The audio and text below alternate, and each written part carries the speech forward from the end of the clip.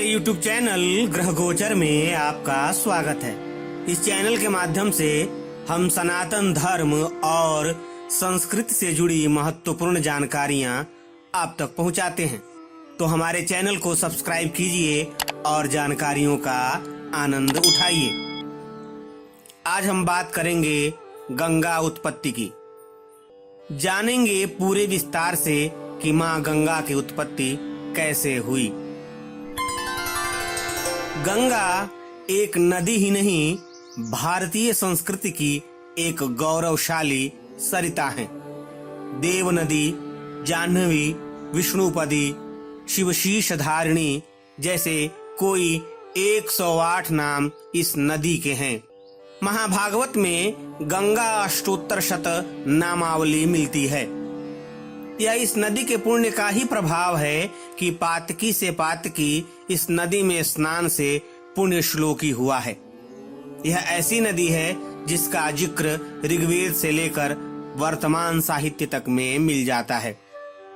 कोई निराकार ब्रह्म यानी रामकृष्ण को भजता है तो कोई निराकार ब्रह्म को, किंतु कलयुग में मनुष्य के पापों का शमन निराकार ब्रह्म से ही होता है। नीर यानी जल, इसलिए निराकार ब्रह्म का अर्थ है भगवान का जलमय रूप, और यही रूप है पतित पावनी माँ गंगा। जब दैत्यराज बलि ने सभी लोगों पर अधिकार कर लिया तो देव माता अदिति भगवान विष्णु के पास गईं।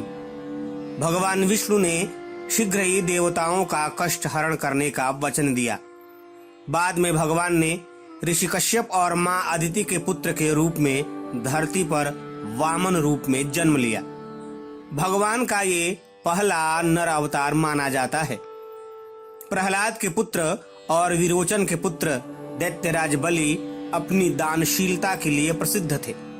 अपनी तपस्या और शक्ति के बल पर तीनों लोकों के अधिपति बन चुके बलि संवां अश्वमेध यज्ञ कर रहे थे।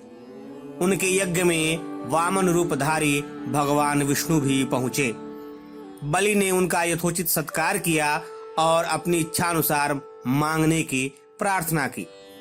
हालांकि दैत्य गुरु शुक्राचार्य ने राजा बलि को ये बात बता दी कि ये वामन ब्राह्मण कोई और नहीं, साक्षात भगवान विष्णु हैं। लेकिन उसके बाद भी राजा बलि ने उन्हें दान मांगने को कहा। तब वामन ने कहा, मुझे अपने पैरों से 3 पग भूमि चाहिए।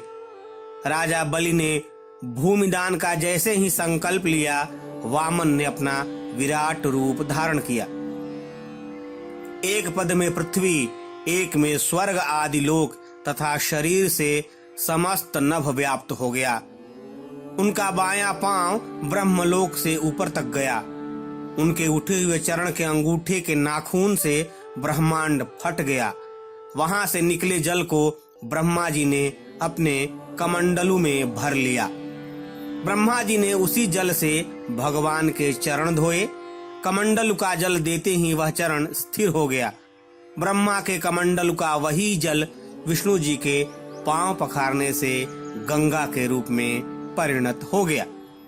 इसलिए ही माँ गंगा को विष्णुपदी, नारायणी, वैष्णवी और सुरसरी भी कहा जाता है। गंगा का मूल मंत्र भी है ओम नमो गंगायै विश्वरूपिण्यै नारायण्यै नमो नमः। कालांतर में राजा भगीरथ के कठिन तप से माँ गंगा धरती पर आई और सगर पुत्रों के साथ साथ पूरी धरती का उद्धार किया। हर हर गंगे।